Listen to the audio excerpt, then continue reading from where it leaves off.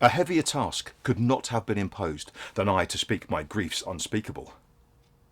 Yet that the world may witness that my end was wrought by nature, not by vile offence, I'll utter what my sorrow gives me leave. In Syracusa was I born, and wed, unto a woman happy but for me, and by me had not our hap been bad. With her I lived in joy. Our wealth increased by prosperous voyages I often made to Epidamium, till my factor's death, and the great care of goods at random left drew me from kind embracements of my spouse, from whom my absence was not 6 months old before herself, almost at fainting under the pleasing punishment women bear, had made provision for her following me, and soon and safe arrived where I was. There had she not been long, but she became a joyful mother of 2 goodly sons, and which was strange, the one so like the other as could not be distinguished but by names.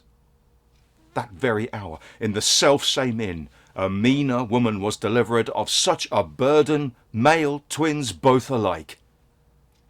Those, for their parents were exceeding poor, I bought and brought up to attend my sons. My wife, not meanly proud of 2 such boys, made daily motions for our home return.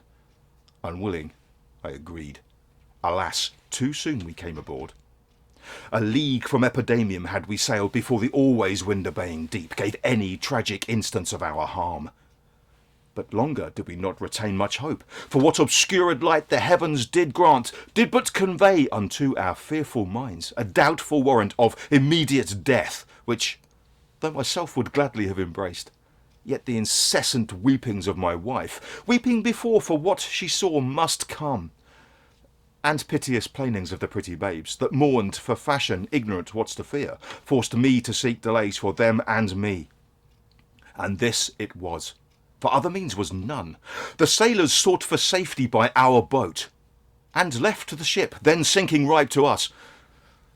My wife, more careful for the latter-born, had fastened him unto a small spare mast, such as seafaring men provide for storms.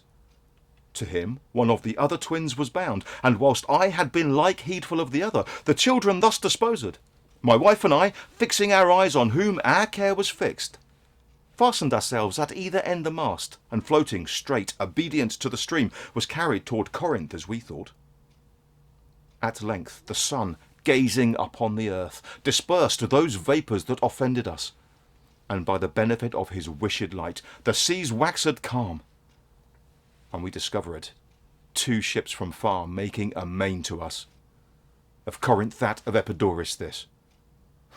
But ere they came, let me say no more, gather the sequel by that went before.